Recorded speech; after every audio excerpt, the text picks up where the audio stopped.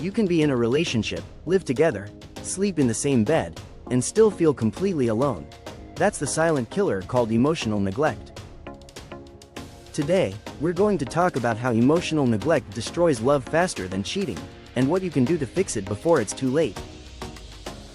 What emotional neglect looks like: you share your day, but your partner barely listens. You crave affection, but they brush it off. You're always the one asking, "Do you even care about me?" It's not about big fights, it's about being invisible. Why it's dangerous: when your emotional needs aren't met, you start feeling unwanted. Resentment builds, communication dies, and intimacy fades.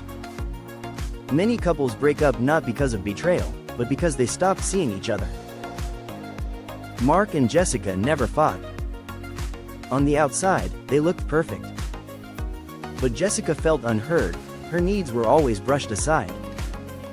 One day she realized she felt lonelier with him than she did being single. That's how emotional neglect kills relationships, silently. How to fix it: ask direct questions.